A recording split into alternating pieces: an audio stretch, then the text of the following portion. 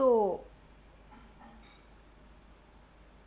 let's start with the session. So today's topic is cavernous sinus. It's a very important topic because many MCQs directly come from this topic. Its clinical aspect is also very important. So I would like that every student should not leave this topic and they should study the details of cavernous sinus. So in this session, what I am going to do, firstly I will tell you about the location of cavernous sinus, where it is located. Then I will tell you about the extent, relations of the cavernous sinus, the extents and the relations of the cavernous sinus. Okay.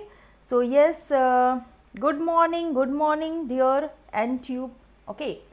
So today's session we will discuss all the anatomical aspects of cavernous sinus, its relations, what important structures lies in its lateral wall, the structures traversing through it. So before that I would like to give a general brief about myself. So myself Dr. Monalisa, and I have done my MD Anatomy from Armed Force Medical College, Pune, and I am your educator for the subject of anatomy on the Unacademy platform. So let's start with the session. So before starting the session, I would like to tell the students, so those who want to avail the opportunity of free sessions on the Unacademy platform. Okay. So yes, there is many free sessions already on the Unacademy platform, that is all live of all 19 subjects. Yeah, hello dear, hello. So yes, means I am audible, so everything is fine. Okay, I am audible and the screen is clear. So we will cover up this topic, and before that just a general brief of about my plan also. So actually my code is ANAT10, which can be used by you if you want to see the free sessions on the Unacademy platform, or if you want to take the subscription of Unacademy. So that would be useful for you for getting 10% discount.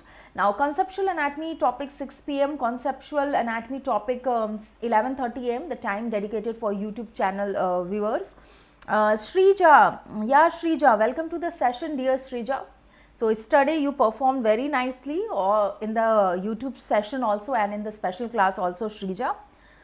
Okay, now and also high yield anatomy topics I will discuss, that I have scheduled 7:30 p.m. timing to YouTube, and that of 9 p.m. timing to the Unacademy platform. So today is 7th June and today is part 5. So those who have missed, so I would like to tell the students, those who have missed my sessions of anatomy MCQ sessions, they can watch my sessions. So previously many sessions have already covered in this month, so you can watch the previous sessions of MCQ discussion also, and also you can join me on the Unacademy platform for the free sessions and for the MCQ discussion and the topic discussion.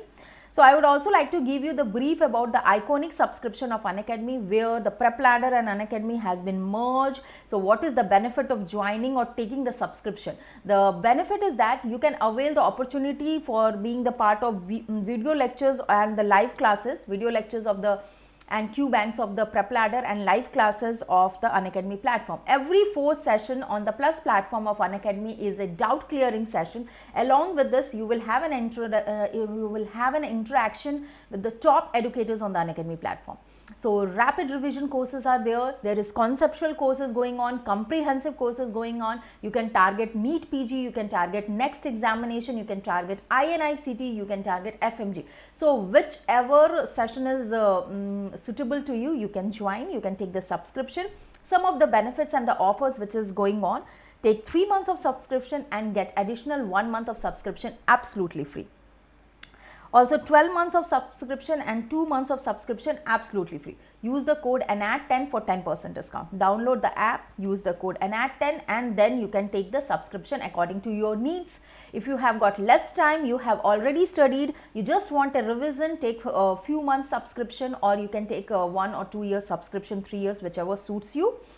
So referral code is ANAT10, and also live session. After using this code or taking the subscription, you can be the part of live classes of all 19 subjects on the Unacademy platform. You can be the part of weekly test series. You can have the unlimited. If any time you are not able to watch the live sessions, you can see the video recorded lectures. You get PDF notes, you get structured courses there. Okay. So what are the sessions which is going on the Unacademy platform? The NEET PG session batch is going on. The FMGE MCQ marathon batch is going on. INICT MCQ marathon batch is going on. and target next 2022 batches going on. So yes students, can we start with the topic now? So yeah, so welcome to the session of Cavernous Sinus Anatomy. What is the learning objective of today's session? The learning objective of today's session is to know what is cavernous sinus, how it is formed, location, extent, relation, structures passing through cavernous sinus, its tributaries, its communication and clinical anatomy. So these are the heading, these are the subheadings under which I am going to complete the whole of the session. Okay, Srija, Kranti, N-tube, okay. So firstly starting with the location. So first thing which I want to brief you is the location of cavernous sinus. So please see this diagram, and can you see a yellow color structure is shown here, okay, this yellow color structure, okay. So that is exactly the location of cavernous sinus. So where is it located? It is located in middle cranial fossa on either side of the body of sphenoid.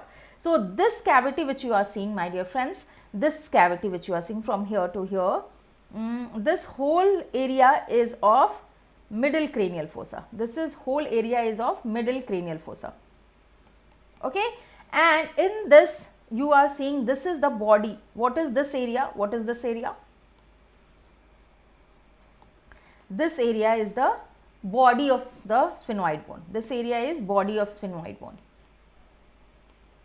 So just on either side of the body of sphenoid bone, the structure which is located, which is highlighted in yellow color, is the location of cavernous sinus, okay. Approximate dimension of cavernous sinus is it's 2 cm in length and 1 cm in width. Situated in middle cranial fossa on either side of the body of sphenoid, okay. It is just lying on either side of body of sphenoid. The shape is like a sella turcica. We also mention it as a sella turcica. And its interior, when you will see the cavernous sinus, it will have many small spaces that are called as cavers or trabeculae, hence the name is given cavernous sinus. So please write down about the location. So don't worry, I will give you the details of that. After that, I also want to show you another diagram where you can appreciate not only the location but also the extent of cavernous sinus. So let me slightly highlight the diagram. Okay. So now my dear friends, you can see cavernous sinus located in the middle cranial fossa, no doubt about it, on either side of the body of sphenoid bone. And if you will see the extent, so its extent on anterior aspect. So this is anterior aspect. Anteriorly it is extending till the level of the superior orbital fissure, and when we see the posterior extent, it is posteriorly extending till the level of apex of petrous temporal bone, okay. So this whole is cavernous sinus, okay. This is the whole cavernous sinus, have got so many communications also, and here in this diagram you are seeing its anterior extension, superior orbital fissure, and posteriorly the petrous part of temporal bone. So we will write this information about the location and extent of cavernous sinus. So please, I always prefer you giving the notes so that at the time of examination just you flip the papers and you will get the not in the papers exactly, you can make a notebook and there you can revise it, and always make your own notes, okay. Always you make your own notes. So write on the heading cavernous sinus.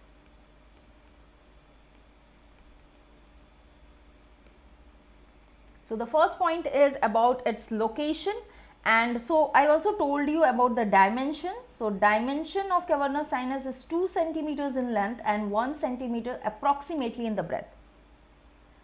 Where located? So location is in the middle cranial fossa,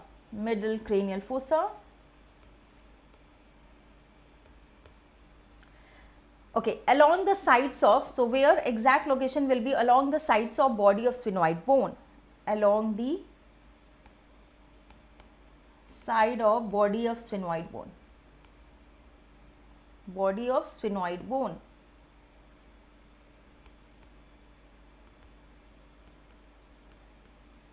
okay, body of sphenoid bone, or which is also called as sella turcica. Got it? Now, when you will see the interior aspect of cavernous sinus, it's divided into small spaces that are called as cavers by trabeculae, hence the name is given to as the cavernous sinus. So interior is having, the interior of cavernous sinus is having small spaces that are called as caverns, and hence the name trabeculae is given, and it's in the form of trabeculae. hence the name is cavernous sinus. Okay, got it. Now also we have to know about the extent of cavernous sinus. So next point is extent of one more point I just want to mention, that actually why is cavernous sinus formed.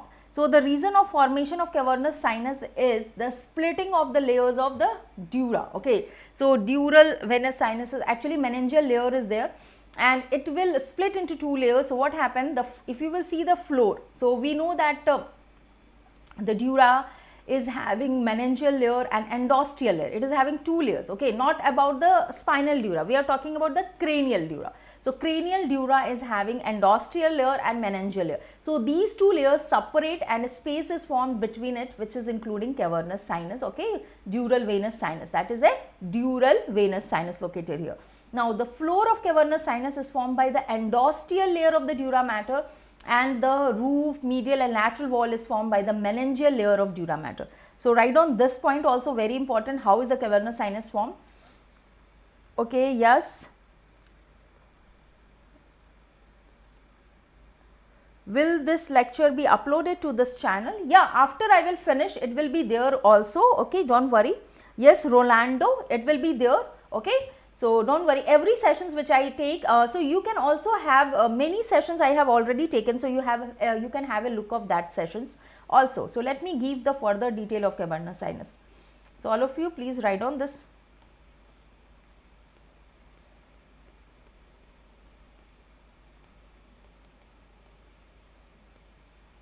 Yeah.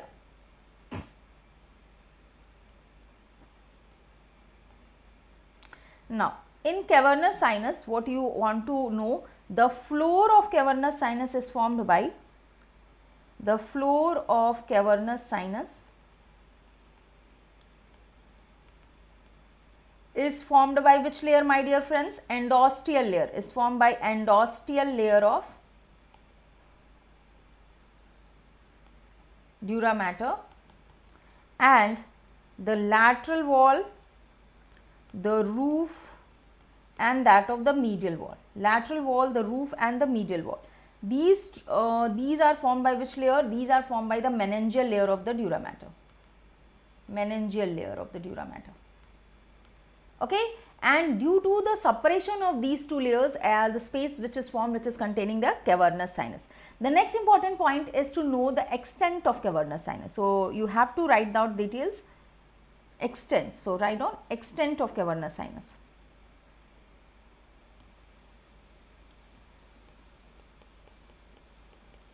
So when we are talking about extent of cavernous sinus, anteriorly it is extending. Anteriorly it is extending till the level of medial end of superior orbital fissure, SOF. Is it okay? Superior orbital fissure. Any doubt you can ask me, no worries.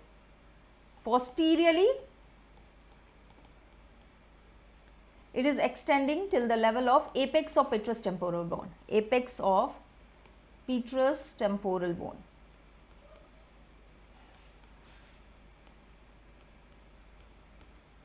So this is the extent. Okay, this is the extent, anterior and posterior extent of cavernous sinus. Okay, yeah. So we have done with this. The next important point, which is highly important, is to know the relation of cavernous sinus. So let's, firstly I would like to show you a diagram for it and then I will give you the details. So let's move on to the diagram.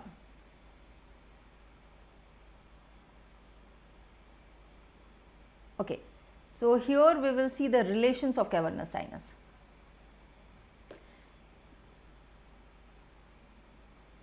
So yes, is the diagram clear? Yeah, I think it's clear. So my dear friends, firstly, can you see the blue color area which is shown here, is that all cavernous sinus, okay? And you can appreciate the important relation. So superiorly, if you will see, it is having relation with, superiorly there is internal carotid artery shown here. Okay, internal carotid artery. Other than that, it is also related on the superior aspect to that of optic chiasma, optic tract, anterior perforated substance. On medial aspect, if you see the medial aspect relations, medially which structures lies. So medially also you can appreciate sphenoidal ear sinus has been shown, pituitary gland has been shown. On the lateral aspect, temporal lobe of the cerebral hemisphere has been shown. So these are important relation which is visualized. Also nerves has been shown in this diagram. So after seeing the relation, after knowing the relation of cavernous sinus, we will move on to the topic of the nerves lying in the lateral wall and the structure which is traversing through it. So here also you can see internal carotid artery is traversing through it. The abducens nerve is going through it, and these nerves, oculomotor, trochlear, maxillary, ophthalmic, is lying in the lateral wall. So we will come to that point. Firstly, let me tell you about the relation, and what is important that we should know the detail of relation. So what is this? Is the just a section done, as you can see here. This is the angle of section shown, and the important relations and the important structures passing through the cavernous sinus has been shown. So we will firstly I would like to tell you about the relation. So please note down relations of cavernous sinus.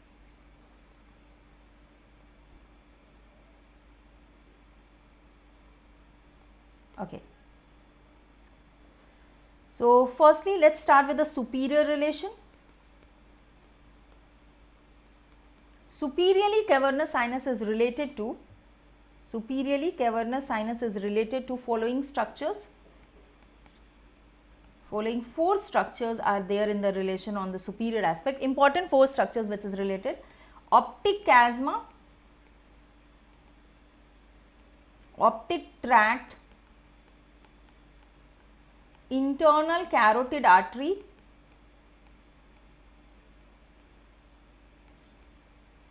and anterior perforated substance.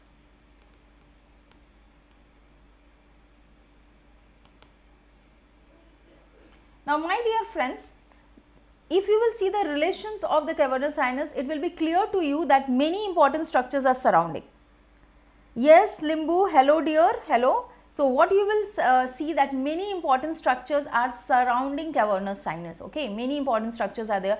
That means infections of cavernous sinus can be quite dangerous. Okay, it will be quite dangerous, and many important structures in the vicinity can be involved. Okay. So we have seen the superior relations. Now let's move on to the inferior structures related to the cavernous sinus.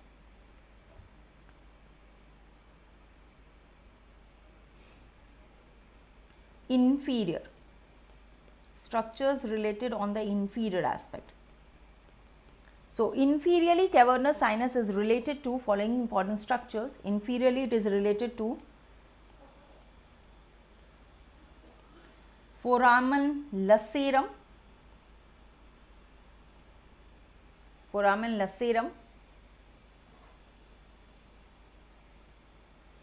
also the junction of the body and greater wing of sphenoid bone. Junction of body and greater wing of sphenoid bone.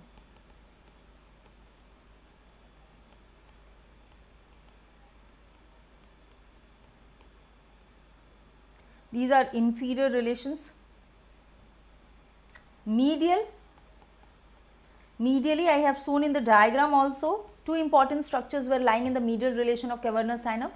One is the pituitary gland and the other is sphenoidal air sinus. So medially it is related to pituitary gland and sphenoidal air sinuses.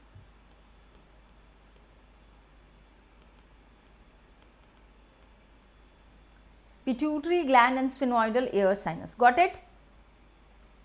Medial relation. Let's move on to the lateral relations.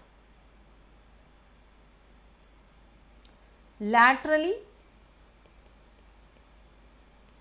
so as I have shown in the diagram, the uncus part of the temporal lobe. So laterally it is related to temporal lobe of cerebral hemisphere. Which part of the temporal lobe? Uncus part of the temporal lobe. And also on the lateral aspect there lies cave trigeminal. What does the cave trigeminal contain? Any idea? Cave trigeminal contain trigeminal ganglion. Okay, so it also contains cave trigeminal, which is containing trigeminal ganglion.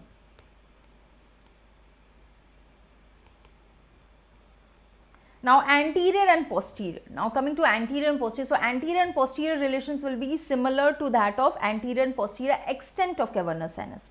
So anterior superior orbital fissure and the apex of orbit. Apex of orbit is lying close to optic canal. Posteriorly it is related to the petrous part of the temporal bone, as I have shown in the extent part. So apex of, yes, okay, apex of petrous temporal bone and also by the midbrain part. It is also related close to the midbrain part. Which part? Crux cerebri of the midbrain. Crux cerebri of midbrain. So yes, we have done with the important relations. Next important point is to see the nerves traversing, the nerves located in the lateral wall and the nerves which is nerves and the artery which is traversing through and through cavernous sinus. So let me show you that diagram. So done with that. Now, so all of you just concentrate on this diagram. Okay, so I think the diagram is clear. Okay, now my dear friends, it's already highlighted, but I will again make it more clear to you. So let's focus on the lateral wall. So okay, let me just focus on to the lateral wall. So you can see nerves are lying there. So let me just use a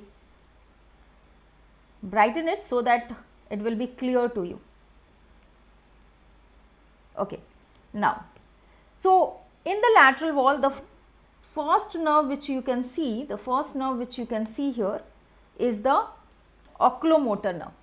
Okay, so this is oculomotor nerve from above to down as we move.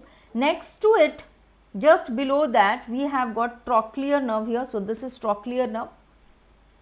And below it we have got ophthalmic, so this is ophthalmic nerve, and below it we have got the maxillary nerve. So 4 nerves. Can you see from above to down, everyone? Is it clear? We are seeing the lateral wall. What we are seeing is the lateral wall. So just see the lateral wall. Okay, just not I am slightly highlighting the diagram. So just we will concentrate on the lateral wall. So once more, from top to bottom, 4 nerves: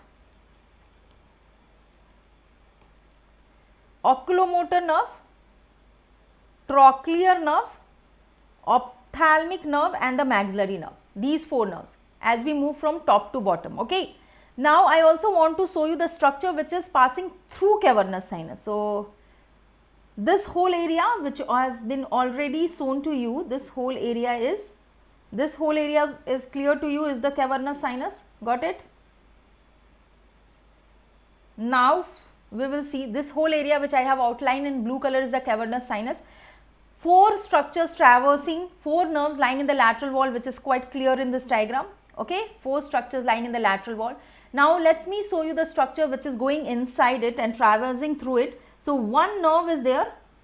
So this is the nerve, okay, and the nerve is abducens nerve. The nerve is abducens nerve. Which nerve? Abducens nerve. This is the abducens nerve which is traversing through cavernous sinus, and one artery is there. So let me just show you the artery, this artery. On either side you can see this is internal carotid artery, and internal carotid artery is also traversing through cavernous sinus. So everyone, is the diagram clear? Are you understanding? Are you understanding, everyone? Okay, so let's move to now the details of the nerves lying in the lateral wall. So from top to bottom, the nerves which is lying in the lateral wall are following. Okay, so from top to bottom. So okay, write down, everyone. From above to down, from above to down, the nerves which is lying are, from top to bottom, the nerves are oculomotor nerve, 3rd cranial nerve, trochlear nerve, the 4th cranial nerve, ophthalmic nerve, the branch from the trigeminal nerve, and one more branch from the trigeminal nerve, that is the maxillary nerve. So these are the nerves which is traversing from top to bottom in cavernous sinus. Okay. Oculomotor, trochlear, ophthalmic and maxillary. Clear everyone? Now we will see the structures traversing or passing through cavernous sinus. So yes, structures passing through cavernous sinus. Okay, the structures passing through cavernous sinus is following structures. Two structures are there. Okay, two structures. One is the internal carotid artery. Internal carotid artery, and one more thing I just want to add on, when the internal carotid artery is traversing, passing through cavernous sinus, it is covered by sympathetic plexus. So it is surrounded by sympathetic plexus. And the other one is the nerve. So which nerve, my dear friends? It's the abducens nerve. It's the abducens nerve. So done with this. So yes, we have seen the structures traversing.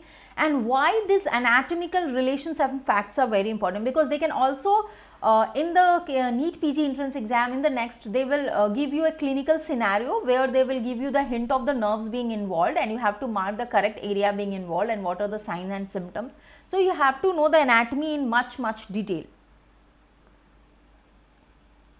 Okay, so please write this, and thereafter I would like to tell you about the tributaries and communication of cavernous sinus, because through this tributaries and communication, infections reaches in the cavernous sinus, and as we know, cavernous sinus is surrounded by many important, in the vicinity we have got many important structures lying, and it can be quite dangerous if it is involved. So yes, let's focus on the tributaries. So let me first describe you in this image, and then I will give you the details. Okay. So this is a diagram showing the tributaries of cavernous sinus.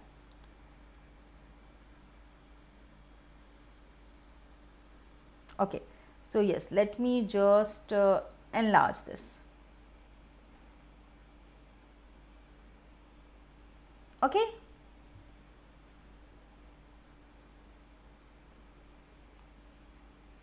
Okay. Now, in this tributaries of cavernous sinus, three sources are there. The tributaries of cavernous sinus is having three sources. One is from the orbit, one is from the meninges, and one is from the brain. How many? The tributaries, the direct tributaries of cavernous sinus come from three sources. Okay, from the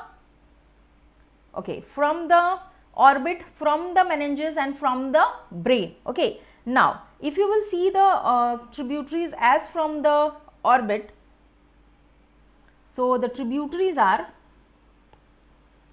superior ophthalmic vein, inferior ophthalmic vein, and central vein of the retina.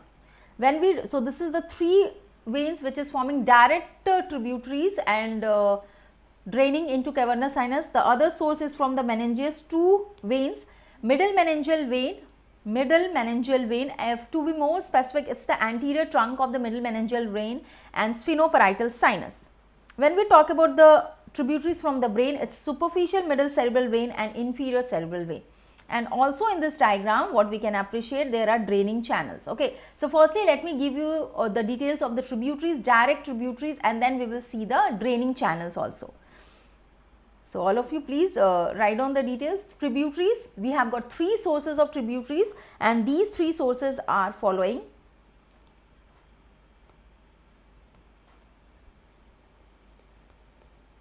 The first source is from the orbit.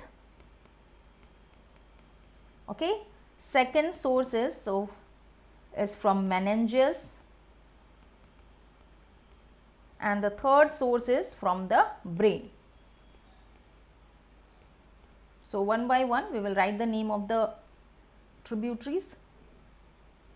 Okay. So from orbit, how many?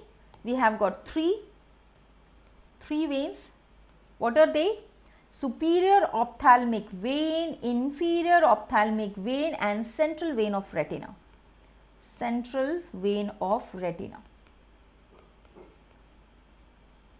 From meninges, we have got two tributaries. What are it? The two tributaries are, from meninges we have got sphenoparietal sinus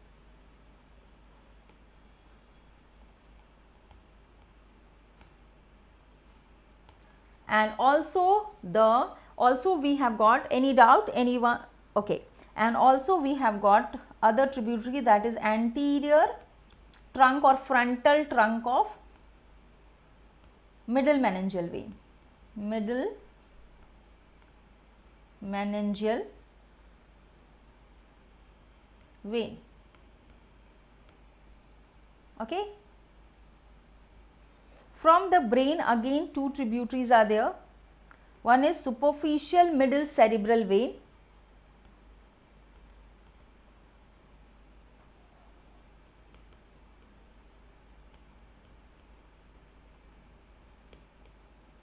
Superficial middle cerebral vein, and the other is inferior cerebral vein.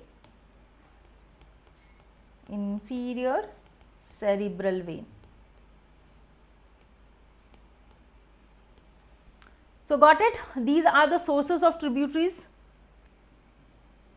These are direct tributaries of cavernous sinus, and actually there are many communications, and these communications are the routes via which infections reaches to cavernous sinus and can lead to many clinical conditions like cavernous sinus thrombosis. Okay.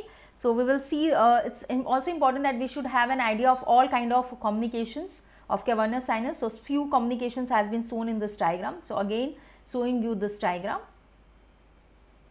Okay.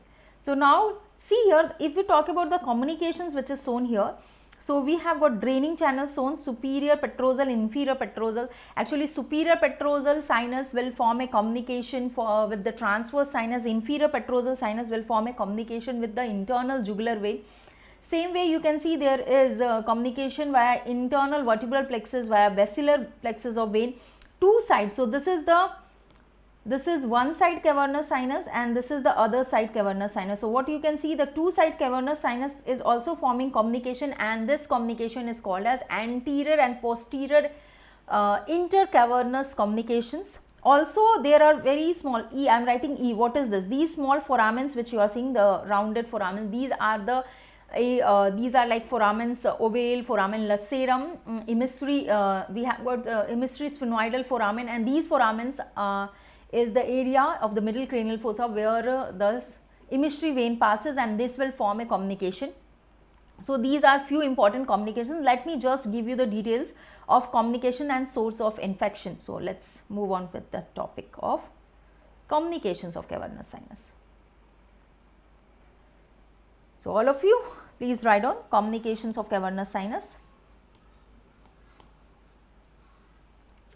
So important communications. So important communications should not be missed out. So write down important communications are following. So first one is communication of cavernous sinus occurs to transverse sinus, and the route is via superior petrosal sinus. So it communicates to transverse sinus,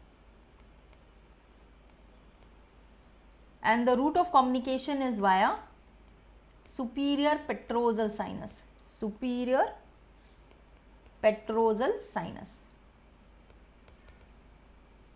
Moving to the second communication, it also forms communication to internal jugular vein, and it occurs via inferior petrosal sinus. Inferior petrosal sinus.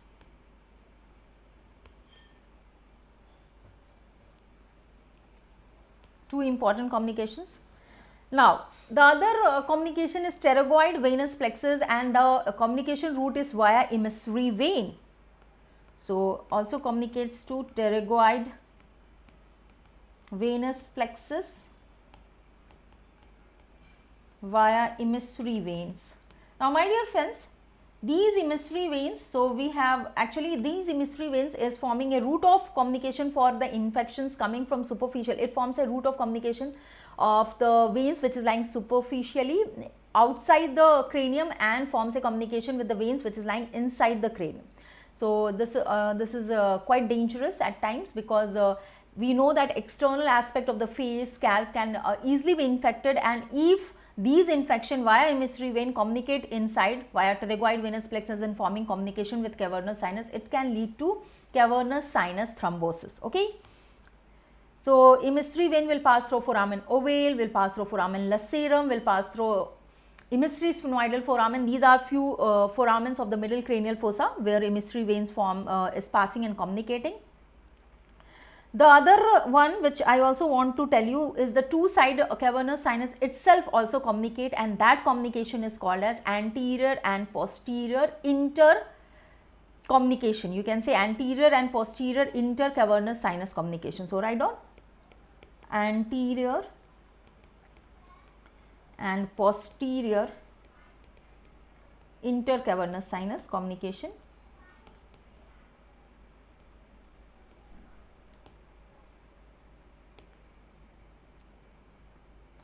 Few more communications are very important, so let me complete the list. Okay, so actually one of the important route is via facial vein. So, fifth important communication is facial vein. So, this facial vein communicates via two important routes. Two routes are there for the communication, and what is that? So, the one is superior ophthalmic vein, which can form communication with the angular vein, and angular vein can communicate via facial vein. So, we know that superior ophthalmic vein is a direct tributary of cavernous sinus. So, if like that means we can go reverse also, facial vein draining infection to angular vein, facial vein and superior ophthalmic vein and draining into cavernous sinus. The other can be emissary veins communicates with pterygoid venous plexus,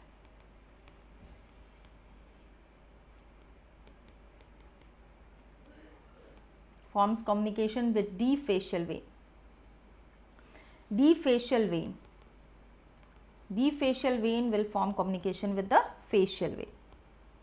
So, both you can reverse the route also, facial vein, deep facial vein, pterygoid venous plexus, emissary vein, and then emissary vein goes to in fact the cavernous sinus. Same way you can reverse the channel also, facial vein, angular vein, superior ophthalmic vein and cavernous sinus being involved. So, these are the two routes. I will show you the diagram also for this.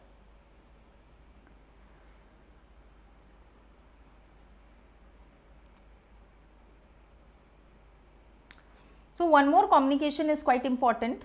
So, yes.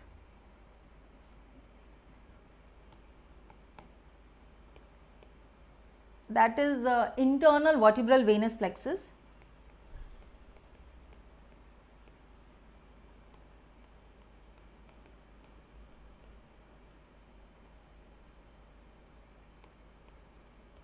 Internal vertebral venous plexus, and this forms a communication, the route of communication, this forms a communication via basilar venous plexus,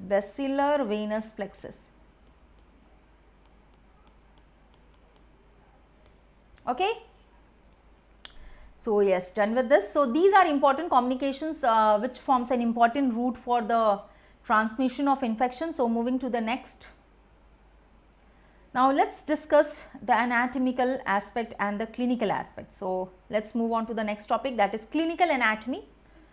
So, clinical anatomy, the most important and the devastating condition is the formation of cavernous venous thrombosis. Okay, it is a condition of cavernous venous thrombosis which can quite commonly seen in this case, and many cases comes, and it's very it is having a very grave outcome. And what is important, that the treatment should be started as early as possible.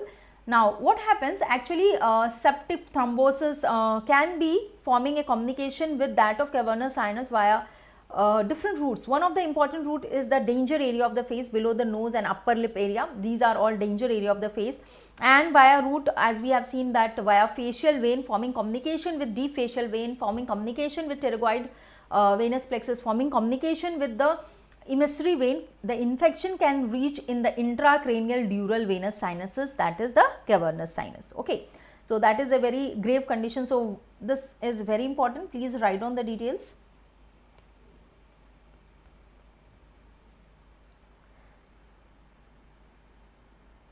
Yes, Sujata, basilar vein, yes, basilar venous plexus, yes, I have included that there. So yes, now the septic thrombosis,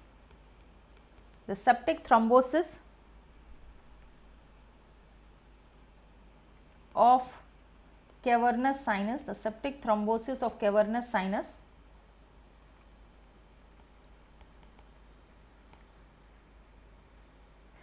superficial middle cerebral vein, yeah, Robin, it's a tributary, dear. So directly if it is affected, it is going to affect.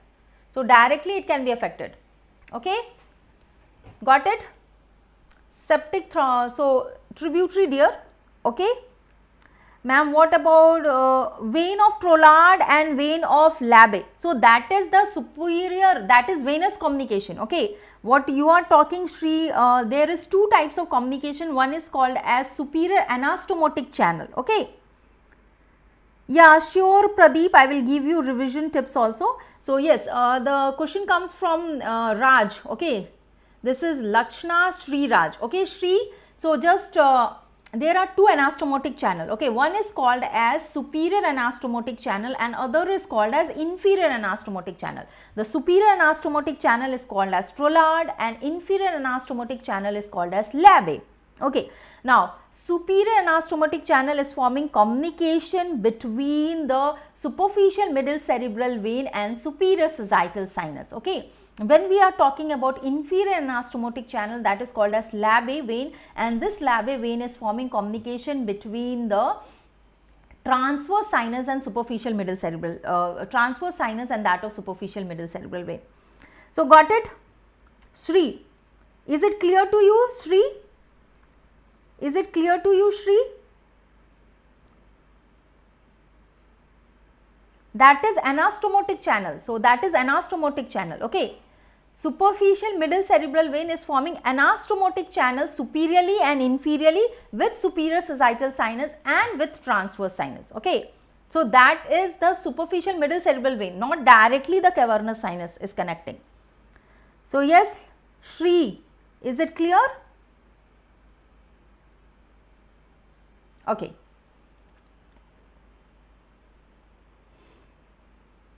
Yeah. So septic thrombosis of cavernous sinus. Okay, Shri, let me know, is it clear to you or not? Otherwise, I will explain once more. Okay. So you can write the name. Trollard communication is superior anastomotic communication. Got it? Got it? You don't want me to write, no? Is it okay? Okay. That we will take a session on the blood supply of brain if you want. So we will have a discussion of all the veins and all the arteries important, and these two important thing is very important as it is importantly asked in the MCQ. So study also I have included one of the MCQ regarding this topic. Yeah. So very good, Shri. Now septic thrombosis of cavernous sinus may be caused by its numerous communications.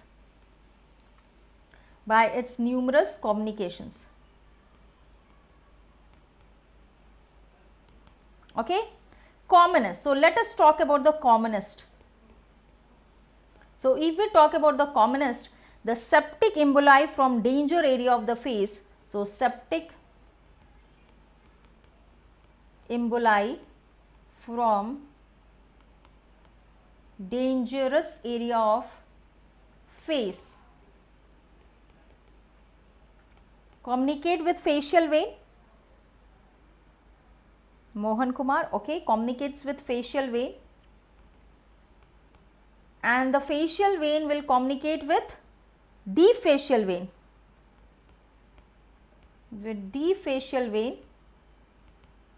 and deep facial vein will communicate with emissary vein. So yes, space is there, yeah, emissary vein.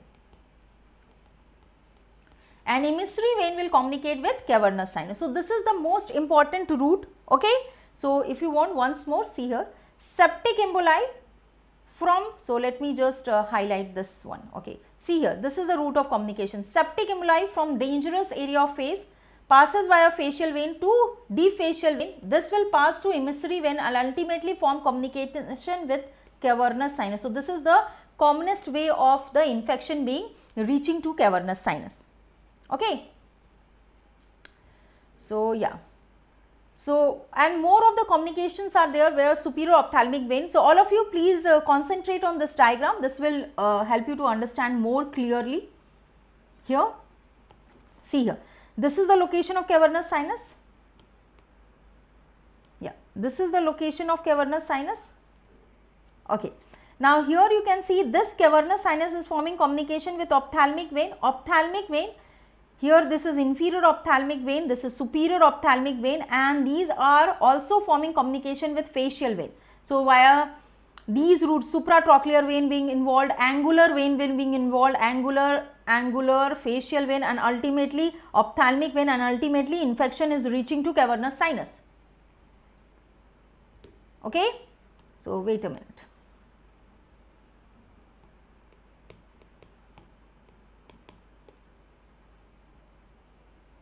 So, I will rub it once more, I will show you so much of colorings.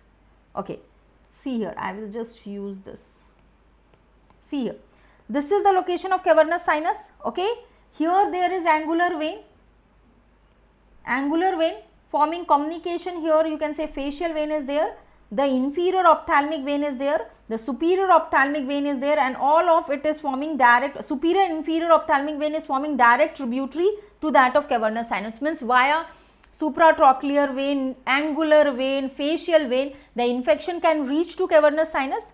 So, is it clear from the diagram? This diagram is nicely showing the venous communication reaching and how the veins are communicating with cavernous sinus. One more diagram let me show you. Okay, this is schematic diagram to make you understand. Okay, so here you can see how. Thank you Arindam Kumar, thank you. So, here you can see again that this is the location of cavernous sinus. Okay, here the supraorbital vein and supratrochlear vein reaching the superior ophthalmic vein, central vein, inferior ophthalmic, all is traversing and sending the infection, forming a communication with directly a tributary of cavernous sinus. Facial vein you can see is also forming communication with deep facial vein reaching through pterygoid venous plexus. Pterygoid venous plexus is reaching infection to emissary vein and ultimately to cavernous sinus. The other route from where the infection can reach is superficial middle cerebral vein, inferior cerebral vein, anterior trunk of middle meningeal vein, and sphenoparietal sinus. So, this is a very useful diagram. All of you please go through this diagram. I have highlighted every important points, and what you can see, there are several sources of infection reaching cavernous sinus. It is surrounded by many veins forming communication with the cavernous sinus. So, infection can drain into cavernous sinus and can cause cavernous sinus thrombosis. So, I think anatomical part is quite clear to you. The whole of the much more of the clinical part and which important structures seen, I would like to show you a case here. And this is a case of septic cavernous sinus which you are seeing. Cavernous sinus thrombosis.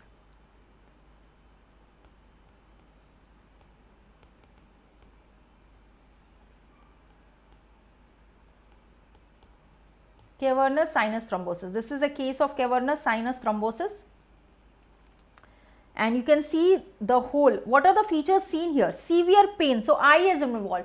My dear friends, if you remember the nerves which was lying, so anyone can give the answer also. Okay, Robin, yeah, everyone, Arindam, Kumar, Mohan, Raj, Pradeep, okay, Sujata, Kipa, Robin. Okay, so what is that? The nerves which is involved is third, fourth. Okay, so we have got the oculomotor nerve, we have got trochlear nerve, we have got ophthalmic division and maxillary division of the trigeminal nerve lying in the lateral wall, and the nerve which is passing through it is the abducens nerve. So, these nerves are supplying which muscle, my dear friends? These are supplying extraocular muscle. So, if these nerves are involved, it can lead to paralysis of extraocular muscle and it can lead to ophthalmoplegia. Edema हो सकता है eyelid का, which is quite obvious in this condition. Exophthalmos can be there. Severe pain and eye and forehead can be involved. So, these are common signs and symptoms seen in the cases of cavernous sinus. So, please write down cavernous. Yes, absolutely right, Sri. Yeah, Cavernous sinus thrombosis. Absolutely right, Robin. Cavernous sinus thrombosis.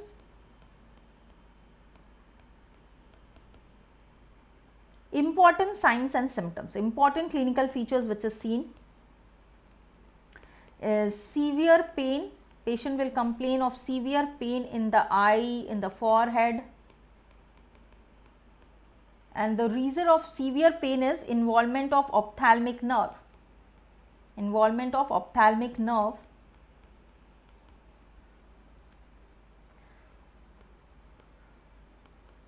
There is ophthalmoplegia condition also seen, ophthalmoplegia condition that is caused by paralysis of extraocular muscle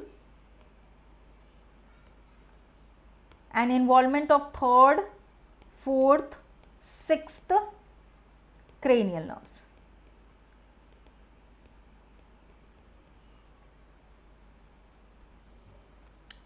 Okay.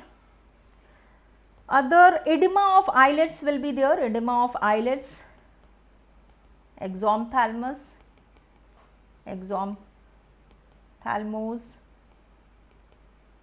these are common features which is seen. Congestion of orbital veins will be occurring, congestion of orbital veins.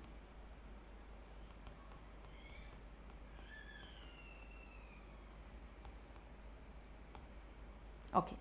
So, yes. So, this is one of the clinical aspect related to the topic. If we talk about other one, sometimes what happen if there is fracture of base of skull. So, let me show this diagram. Okay. So, in this condition what you can see, this is the internal carotid artery which is shown. This is the internal carotid artery. Can you see here? Okay, so internal carotid artery, and you know internal carotid artery is traversing through. So, this space which you are seeing, again I am highlighting it, this space which you are seeing is of cavernous sinus. So, this whole space is of cavernous sinus, this whole. Okay, this whole space is cavernous sinus, no doubt about this. Now, what happens sometimes at the region of fracture of base of skull. So, if there is fracture of base of skull, in that case, if there is fracture of base of skull, in that case the vein and artery, which vein and artery? So, the vein and artery, that means the here this is the internal carotid artery, internal carotid artery, the internal carotid artery can form communication inside with the cavernous sinus, okay, and this communication, so this can be seen. And what happens? So, this communication, we know that in the internal carotid artery the blood is flowing in much more pressure than the veins here, and this will again form arteriovenous communication, and it can lead to conjunctival edema, it can lead to ophthalmoplegia, pulsating exophthalmos. So, these are the features which is seen. So, it can also happen in case of cavernous sinus case when there is fracture of skull. So, please write down. The other clinical aspect is AV communication, means arteriovenous communication. Arteriovenous communication. So, here which arteriovenous communication, dears? It is seen in the case of fracture of base of skull. Fracture of base of skull. It is seen in the case of fracture of base of skull. Internal carotid artery can rupture and can form communication or can communicate with cavernous sinus, and the blood can rush from internal carotid artery to cavernous sinus. It can lead to pulsating exophthalmos, eyeball will be protruding. So, there will be protruding, eyeball protrudes, pulsations can be heard. So, systolic murmurs can be heard over the eyeball, over eye. And yes, nerves can involve, and that can lead to the other features, like other features which can be seen in the condition is like Conjunctival edema can be seen. There can be conjunctival edema. There can be other important feature is ophthalmoplegia. That is due to involvement of third, fourth and sixth cranial nerve. So these are the features which is seen in case of arteriovenous communication formed between cavernous sinus and internal carotid artery. Okay, so yes, at the end of class, can you give some revision tips? Pradeep Kumar. Okay. So yes, Pradeep has, with this we have finished the topic of cavernous sinus. We have finished the topic of cavernous sinus. And these are the important aspects related to the topic. So all these are very important to see the important anatomical aspect, the lateral wall relation, the structures traversing, the clinical aspect. All these are very important. If I talk about the tips, I would like to tell Pradeep Kumar that there is important. The first thing is that how much time is there for you. Okay, if it is like you have got less time, so that is important. So yes, Pradeep, so let me know how much time you have there for your examination. Is it you are going to appear for NEET PG 2021? Okay, so if less time is there, we have to revise it, and I think if you are going for, again we have got, it is not going to happen before August, so we have got June, July, August, 3 months, approximately 3 months, 2.5 and 3 months. So we can go for one good last revision if you have covered every subject very nicely one time. So I would like to tell, firstly you have to understand which are your weak subjects. You have to revise it through MCQ session also. Always try to solve as many as MCQs you can. Okay, and always correlate with the anatomical. If you are for anatomy, if I stress on, you have to correlate with the clinical aspect related to the topic.